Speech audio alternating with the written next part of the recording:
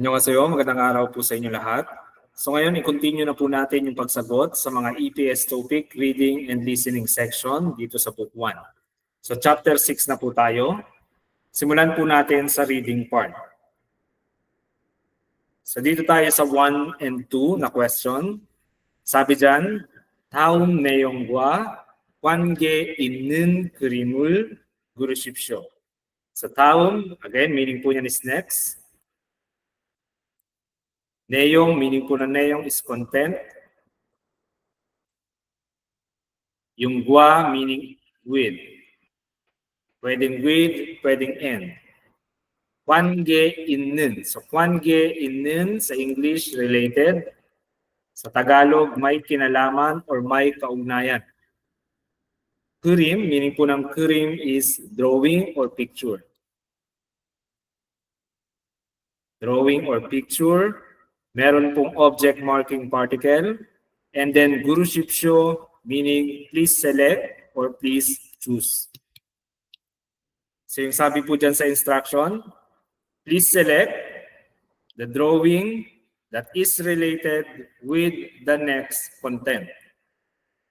So piliin daw yung drawing na may kaugnayan, may kinalaman sa kasunod na content. So number 1 tayo. Sabi sa number 1, 게임을 하고 있습니다. 게임을 하고 있습니다. So alin ba dito sa apat na choices yung may kinalaman dito sa sentence na ito? So yan na po yung clue natin. 게임을 하다. 게임을 하다 yung verb, meaning to play a game. Meron pong 고 있습니다 na naka-conjugate. Ibig sabihin lang po nito is present progressive tense. So kasalukuyang ginagawa yung action or yung verb. So kasalukuyang naglalaro ng game. Kasalukuyang naglalaro ng game. So I am playing a game. So of course the correct answer is number 2. Naglalaro siya ng game. So number 1, so hindi po pwede yan kasi yung verb po natin dito is 회사에 가다. To go to company or workplace. Number 3 naman, yung verb natin dyan is 산책하다. Meaning to take a walk. Hindi rin pwede yung number 4 kasi number 4, yung verb ng to wash is 씻다. 씻다. So, kaya po naging mali yung tatlong yan. So, pakitake note lang po yan. Kung hindi nyo pa po, alam yan. Dito naman tayo sa number 2. Sabi, 밥을 먹고 있습니다. 밥을 먹고 있습니다. So again, naka-present progressive, meaning kasalukuyang ginagawa yung action. Yung action natin is 밥을 먹다. 먹다. So kung alam mo po yan, madali lang po ito sagutan. So, ibig sabihin po kasi nito is to eat rice or to eat meal. I am eating a meal. Eating. So, alin ba yan dyan? Of course, the correct answer is number 4. So, yung number 4 na picture lang naman yung kumakain dyan. Number 1. So, hindi pwede to kasi yung verb dito is 이를 닦다. Meaning, nagbabrush ng teeth, no? Nagtutoothbrush. Number 2 naman, nagpapahinga. So, this is 쉬다. 쉬다. So, hindi naman yan. Meaning kasi yan is to rest. Ito namang number 3, 청소하다. Meaning naglilinis. Cleaning. Clean, naglilinis. So, wala pong kaugnayan yung tatlong yan dito sa nakasulat na sentence. So again, the correct answer is number 4. Dito naman po tayo sa 3 and 4. So basahin po natin yung instruction. Sabi po dyan is 다음 중 밑줄 친 부분이 맞는 문장을 고르십시오. So, sa Tagalog, piliin yung sentence na tama yung part na nakamarka ng underline sa mga sumusunod. So pipiliin lang po natin dito sa choices yung tamang sentence na tama yung naka-underline. So isa-isahin po natin. So sa number 1, sabi, 휴게실에서 쉬습니다. 휴게실에서 쉬습니다. So 휴게실. So 휴게실, ibig sabihin po niyan is yung mga resting area, pahingahan. Merong eso, location particle. And then yung naka-underline na word is yung verb natin. No? 쉬습니다. 쉬습니다. So tinitest po yung pag-conjugate natin into formal present tense. So mali po itong number 1. Bakit kaya siya naging mali? So yung verb po natin is 쉬다. So yung stem is 쉬. So kapag yung last letter ng stem is a vowel, hindi dapat 습니다 na idadagdag mo. Dapat is binida. So dapat 쉬입니다, yung nakalagay dito para maging tama yung number 1. So ibig sabihin kasi niyan is I rest in the waiting or resting area. So nagpapahinga ako sa resting area. So again, mali po yung number 1. Number 2, 기숙사에서 정수했습니다. 기숙사에서 정수했습니다. So 기숙사, dormitory, dorm. Merong eso, again, location particle. 정수하다, yung ating verb. 정수하다 meaning to clean. So tama ba yung pagkaka-conjugate into formal present tense? Again, mali po. So yung step po natin dyan is 정수하. 정수하. So basta mga hada verbs, so marami po silang mga hada verbs, nagiging 합니다 po yung mga yan. Kasi nag-e-end yung stem mo sa a, and of course kapag yung stem is nag-e-end sa vowel, ang dinadagdag po is binida, hindi sumnida. Kaya po naging mali yung number 2. So X po yan. So ibig sabihin po sana niyan is I am cleaning in the dormitory. So naglilinis siya sa dormitory. So yun yung ibig sabihin. Number 3, tingnan natin kung tama ito. Sabi dyan, 시장에서 과일을 샀습니다. 시장에서 과일을 샀습니다. So 시장 meaning po niyan is market with location particle. 과일, 과일 naman po meaning fruits.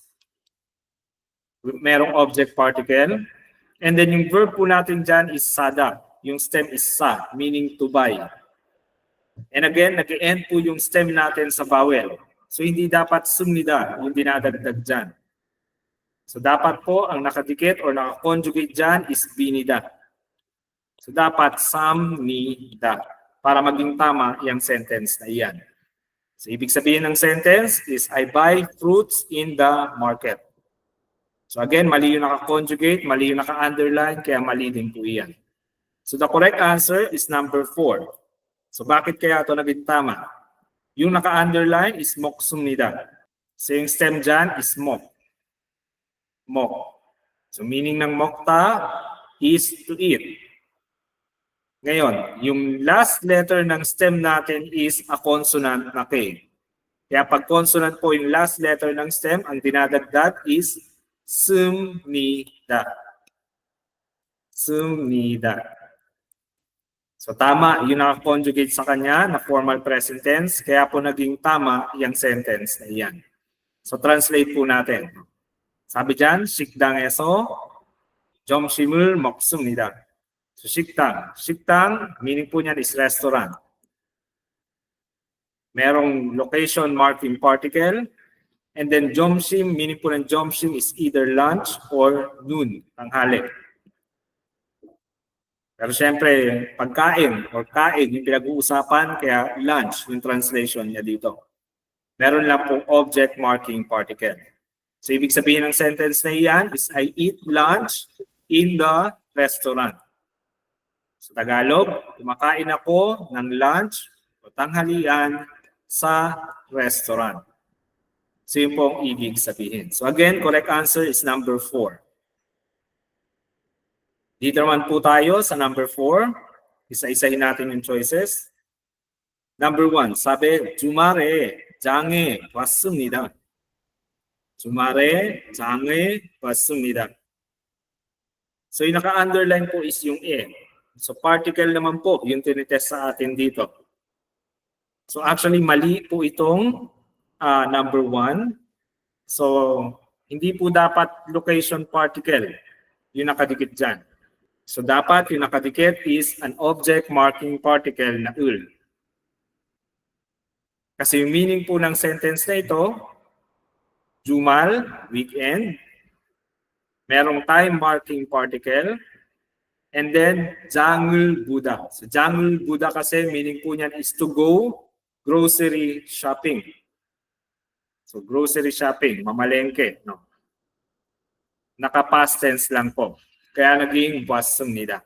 So dapat object particle yung nandito sa naka-underline. So mali yung naka-underline, kaya mali itong number 1. Next, dito tayo sa number 2.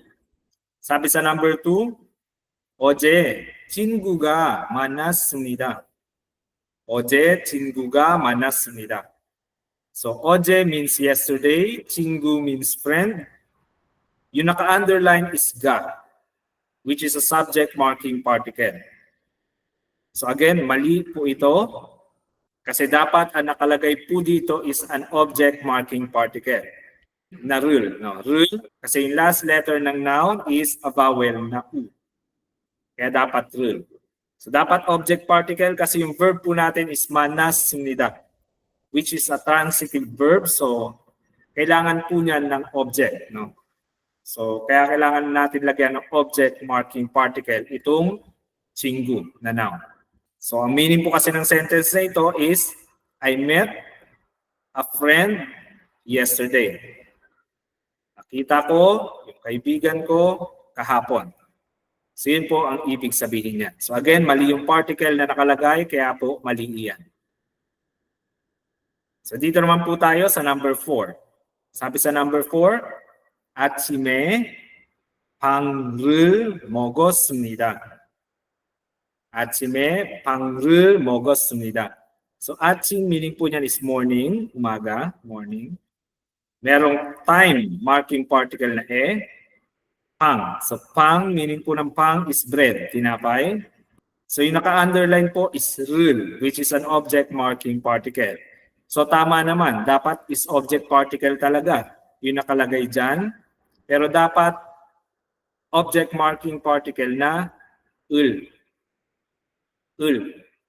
So, bakit ul? Kasi po yung last letter ng noun or ng object natin is a consonant. Yung below, yung noun sound. Kaya hindi mo pwedeng dikitan yun ng object particle na ul. So, dapat is ul. And then, mogos sumida meaning ate, past tense. So, sabi dyan, I ate bread in the morning. Tagalog, kumain ako ng tinapay nung umaga. So yun po yung translation niya. So again, mali po yung particle na nakadikit, kaya po mali yung number 4. So yung natitira na lang, obviously, ito po yung answer na hinahanap natin, number 3. So tingnan natin kung bakit siya naging tama. So, 7시에 퇴근했습니다. 7시에 퇴근했습니다. So 7시, ibig sabihin po is 7 o'clock. Yung naka-underline na particle is si E, which is a time marking particle. So nakadikit siya dun sa time-related na noun to indicate kung kailan ginawa ni subject yung verb, yung action. So ano ba yung action natin? So yung action natin is 퇴근했습니다. Meaning not out from work. No? Out from work. Out sa trabaho. So, ibig sabihin, nag-out daw siya sa work ng alas 7. So, yun po ang ibig sabihin ng sentence na yan. In English, I get out from work at 7 o'clock. So, tama yung particle na ginamit, kaya po tama yung sentence na yan. So make sure po na pakikopya yung mga vocabulary na hindi pa po ninyo alam. And pakitake note din po ng mga particles na napag-aralan natin kung hindi pa po kayo doon familiar. Next, dito naman po tayo sa number 5. Number 5, instruction, sabi, 다음 글을 읽고 내용과 같은 것을 고르십시오. Translate natin. So, 다음 meaning next. 글, ibig sabihin po niyan is passage or article. Itong babasahin natin. Itong long paragraph. Meron lang object particle. And then, ikta. Ikta meaning po niyan is to read. Merong conjunction na gu. Ibig sabihin is end. Pinagdudugtong yung dalawang adjectives or clauses. Neyong. Neyong is content. Merong gwa. So again, yung gwa meaning with. 같은 것을. So, 같은 것을 is same. Katulad. No? The one that is same or yung kapareha. Kahalintulad. Meron lang object particle and then 고르십시오 meaning po niyan is please select ulit. So please select or please choose. So sabi po dyan, read the following passage or article and please select the one that is the same with the content. Sa Tagalog, basahin yung kasunod na passage or article at piliin yung kahalintulad nung sa content. Simple ibig sabihin yan. So babasahin po natin itong long paragraph na ito and pipiliin natin dito sa choices kung alin ba dyan yung kahalintulad dito sa babasahin natin. So, burahin ko po muna. So ngayon, basahin muna natin itong passage para madagdagan yung vocabulary po ninyo. So dito, sabi sa unang sentence, 한국의 직장인들은 출근할 때 주로 대중교통이나 개인 승용차를 이용합니다. So 한국 is South Korea. No? Meron lang 의, so yung possessive particle parang apostrophe S sa English. 직장인. So 직장인 meaning po niyan is worker. Trabahador, worker. Meron pong 들. So 들 naman is a plural particle. Ibig sabihin, tinutukoy niya is more than one na noun. Marami. So parang adding S or ES sa English. So 직장인들, ibig sabihin po niyan is workers or mga nagtatrabaho. Meron lang un which is a topic particle. Ito naman, 출근하다. 출근하다, ibig sabihin po niyan is go to work. Yung pag-clock in sa trabaho or yung pagpasok sa trabaho. Merong LT. LT sa English, pwede po yung when. Sa Tagalog, kapag. So, Tagalogin muna natin to. So, sabi dyan, kapag pumapasok daw sa trabaho, yung mga workers sa South Korea, so yun yung ibig sabihin ng unang clause na yan or phrase. Next, tuloy natin. 주로. So 주로 meaning po niyan is usually, kadalasan. So usually, 대중교통. So 대중교통, ibig sabihin po niyan is public transport. Public transport. So, public transport, yung mga bus, jeep sa atin. So bus, subway sa kanila. O yung mga tren. Ina, so yung ina, ibig sabihin po niyan is or. Or. Gain, 승용차. So gain, ibig sabihin po ng gain is personal, sarili. Personal. And then 승용차, ibig sabihin lang po niyan is car, sasakyan.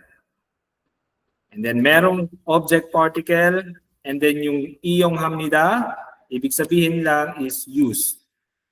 Ginagamit. So Tagalogin natin.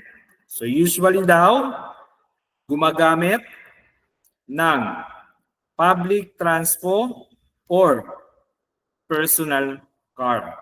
So yun po yung sabi sa second clause or phrase na iyan. So, kumpletuhin po natin. So, yung sabi dyan, kapag daw pumupunta sa trabaho, yung mga workers sa South Korea, usually daw, kadalasan, gumagamit sila ng public transport or personal car. So yun po yung sabi sa unang sentence. Ngayon, tuloy po natin. 점심시간은 보통 12시부터 1시까지로 회사 동료들과 함께 먹는 경우가 많습니다. So, 점심시간. 점심시간, ibig sabihin po niyan is lunch time. So, 점심 is lunch, 시간 meaning time. So, pinagsama lang, lunch time. And then, meron lang pong topic particle dito. Putong. So, putong, halos same lang po yan kay juro. Ibig sabihin lang po niyan is usually. Usually. So, kadalasan, 12시. So, 12시 is 12 o'clock. Merong buto, so meaning from, simula sa Tagalog. Hanshi. So, hanshi naman is 1 o'clock. Merong kaji, so sa Tagalog parang hanggang or to, until sa English. Wesa is company or workplace. 동료들. So, 동료들, ibig sabihin po niyan is mga colleagues, mga katrabaho. No? Mga katrabaho sa company. Yung wa, hamke, ibig sabihin po niyan is together with. Together with. 먹는 경우.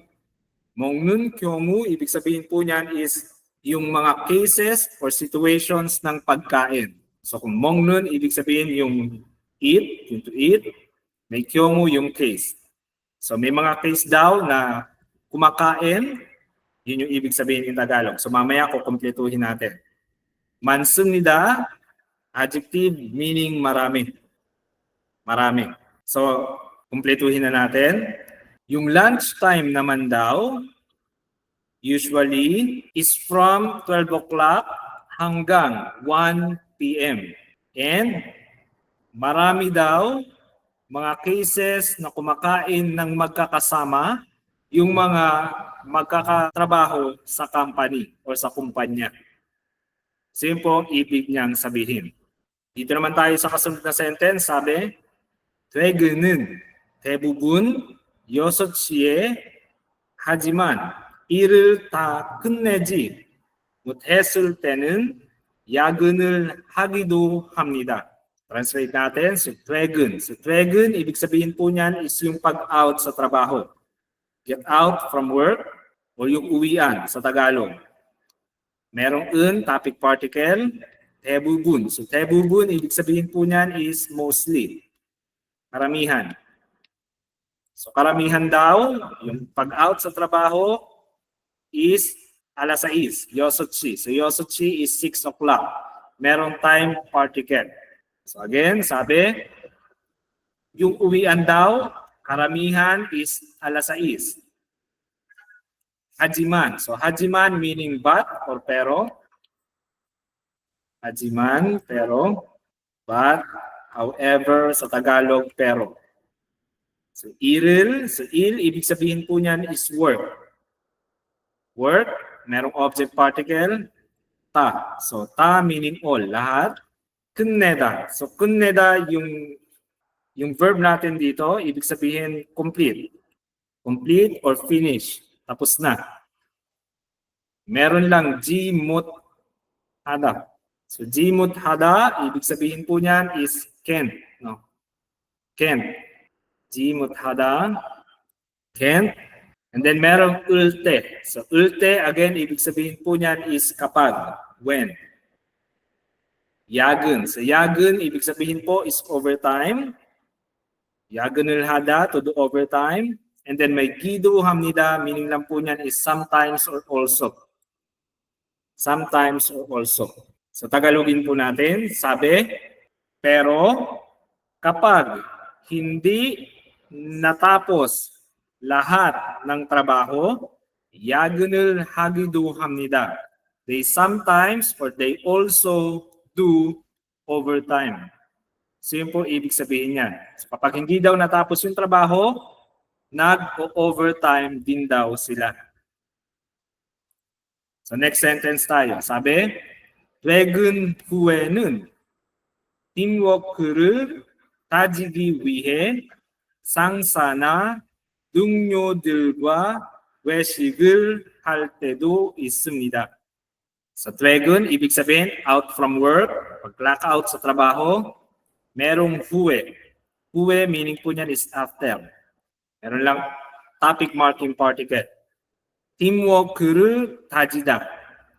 Teamwork is teamwork. So, kinurian lang yung word na teamwork.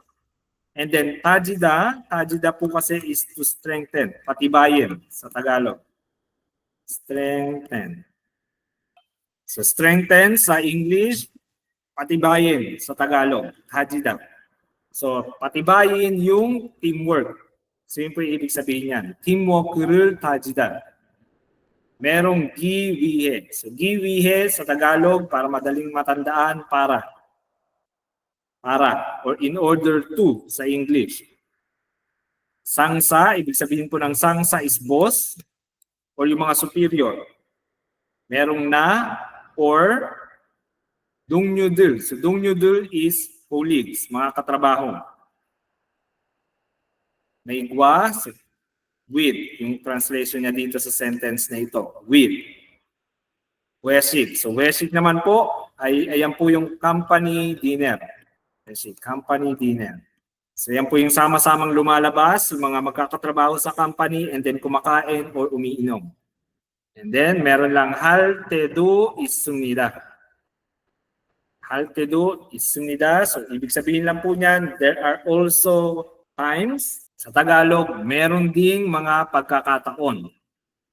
There are also times, meron ding mga pagkakataon na nag-weshik kasama yung mga boss or mga colleagues para pagtibayin yung teamwork pagka-out sa trabaho. After mag-out sa trabaho. So yun po yung ibig niyang sabihin. So again, may mga pagkakataon din na nag-weshik or company dinner kasama yung mga co-workers or colleagues or mga bosses, yung mga superiors para pagtibayin yung teamwork after mag-out sa trabaho. So yun yung ibig sabihin ng last sentence. So paki-take note po ng mga vocabularies na hindi nyo pa po alam dyan para mag-expand yung vocabulary list po ninyo. So, translate na natin itong mga nasa choices. Tingnan natin kung alin dito yung kahalintulad nung nasa article na binasa po natin. Sa number 1, sabi, 직장인들은 퇴근 시간이 자유로운 경우가 많습니다. Again, 직장인들은 퇴근 시간이 자유로운 경우가 많습니다. So 직장인들. So 직장인들, again, workers. Workers, trabahador. Merong topic particle. 퇴근 시간. So 퇴근 is yung pag-out sa trabaho. 시간 means time. So yung oras ng pag-out sa trabaho, merong subject particle. 자유로운. So 자유롭다, yung ating adjective dyan. 자유롭다. So meaning po nito is to be free. To be free, malaya, or pwede rin flexible. Flexible. 경우가, ibig sabihin cases, 많습니다. 많습니다 meaning naman marami, many. So translate natin in Tagalog para mas madaling maintindihan. So marami daw mga case o kaso na flexible or malaya sa pag-time out sa trabaho yung mga workers. So again, marami daw pagkakataon or cases na malaya or flexible yung pag-out sa trabaho ng mga workers. Tama po ba yan? So nakita niyo yung 퇴근. So hanapin niyo yung may term dyan na 퇴근. So ito, isa ito. 퇴근. So sabi dito sa pangatlong sentence kanina, sa binasa natin, 퇴근은. So yung pag-out daw sa trabaho, mostly. So kadalasan, karamihan, alas 6. Alas 6. Pero kapag hindi natapos lahat ng trabaho, ay nag-overtime din daw sila. So again, kadalasan is alas 6. So hindi po free, hindi flexible yung karamihan sa mga working hours. So mali po itong number 1. Mali yung sinabi dyan. So dito yan sa pangatlong sentence. Kaya siya naging mali. Number 2. 사비 dyan, 직장인들은 근무 시간 중에 동료들과 외식을 합니다. 직장인들은 근무 시간 중에 동료들과 외식을 합니다. So again, 직장인들, ibig sabihin yung mga workers, merong topic particle, 근무 시간. So 근무 시간, ibig sabihin naman po niyan is working hours. Yung oras ng pagtatrabaho. So, working hours. So, yung 9 to 5, kadalasan, 9 to 5. Merong 중에. So, 중에, ibig sabihin in the middle. Or habang. No? 동료들과, so 동료들 is co-workers, colleagues. Merong 과, ibig sabihin with, kasama. 외식을 합니다. So, 외식을 합니다. Ibig sabihin po niyan is, again, company dinner. Company dinner or basta yung sama-samang pagkain with colleagues. So sabi dyan, Tagalogin natin.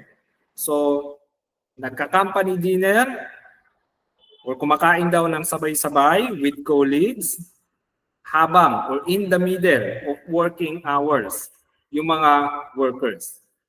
Tama ba yon? So, yung clue mo dito is yung 외식을 하다. Kailan ba yan nabanggit? So, dito yan. 외식을 하다.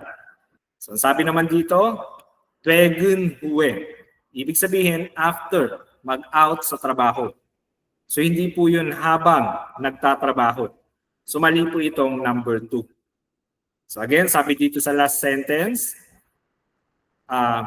may mga pagkakataon din na nagka-company dinner o nag-uweship kasama yung mga boss or co-workers para mapatibay yung teamwork after mag-out sa trabaho. So yun po yung sabi sa last sentence dun sa passage. So mali dito sa sinabi sa number 2. Dito naman tayo sa number 3. Tingnan natin kung tama po ito. 직장인들은 출근할 때 버스나 지하철을 타지 않습니다. So yung mga workers daw, kapag nag-commute or pumapasok sa trabaho, hindi daw sumasakay. So yung tada po dyan is to ride. Yung ta is to ride, yan yung stem natin, tada. Merong G-an sunida. So G-an sunida, ginagamit po yan para i-negate yung meaning ng verb or adjective. So sa Tagalog, hindi. Sa English, do not or not. No? So sabi dyan, hindi daw sumasakay or do not ride. 지하철 or bus. So 지하철 is subway, bus is bus. Yung na is or. So hindi daw sumasakay ng subway or bus kapag nagko-commute o pumapasok sa trabaho yung mga workers. Tama po ba yan? Of course, mali po. So ito yung sabi, sa pinakaunang sentence dun sa binasa natin kanina. Sabi, yung mga workers daw sa South Korea, kapag nagko-commute o pumapasok sa trabaho, usually, kadalasan is nag-daejungkyutung. Daejungkyutung is public transportation. So again, public transportation is yung pagsakay ng bus or subway. So ito yung dalawa. No? So iyong hamnida daw yon. So ibig sabihin ginagamit nila.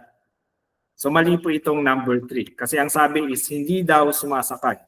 So mali po yan. Kasi sumasakay po sila based dun sa binasa natin. So correct answer is number 4. Yan na lang po yung natitira. And tingnan po natin kung paano siya naging tama. So sabi, number 4, 직장인들은 대부분 회사 동료들과 함께 점심을 먹습니다. So yung mga workers daw, 대부분. So 대부분, ibig sabihin mostly. Karamihan, 회사 동료들과 함께.